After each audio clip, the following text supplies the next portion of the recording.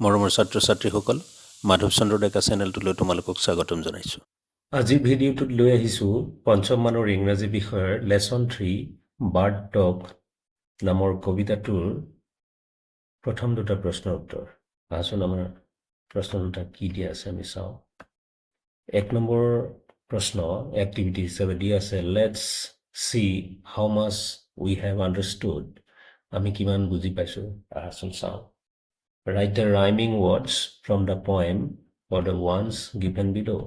এটা এটাকৈ দিয়া আছে শব্দ, এই চাৰিটা শব্দৰ ৰাইমিং ৱৰ্ড কবিতাটোৰ পৰা আমি বিচাৰি লিখিব লাগে।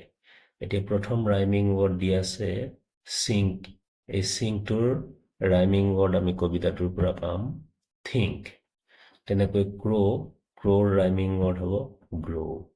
চুইংছ ৰাইমিং ৱৰ্ড হ'ব উইংছ। হানি ৰাইমিং ৱৰ্ড হ'ব ফানি। 2 নম্বৰ প্ৰশ্ন দিয়া আছে right the answer of the following questions.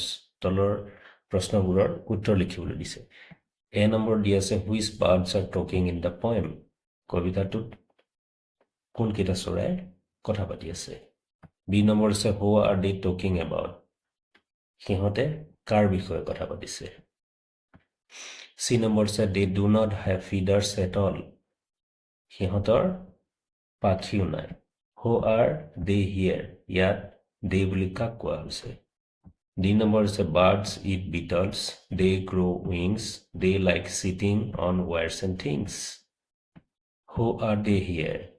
ইয়াত birds are beetles they grow' wings they like sitting on wires and things. ইয়াত দে বুলি কাক কোৱা হৈছে। ই নম্বৰ why according to robin and jay are people funny.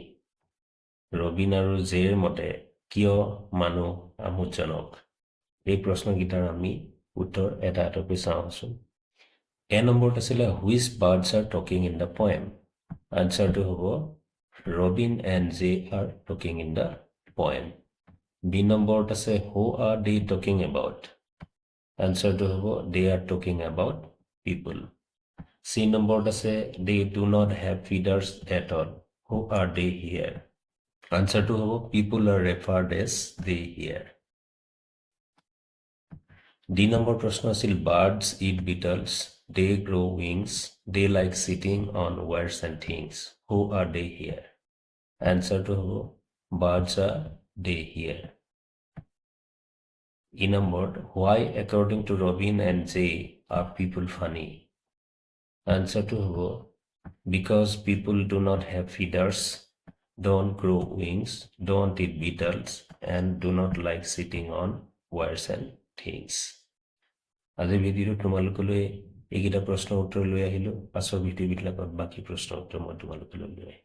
আশা কৰোঁ তোমালোকে চেনেলটি শ্বেয়াৰ কৰিবা আৰু ছাবস্ক্ৰাইব কৰিবা।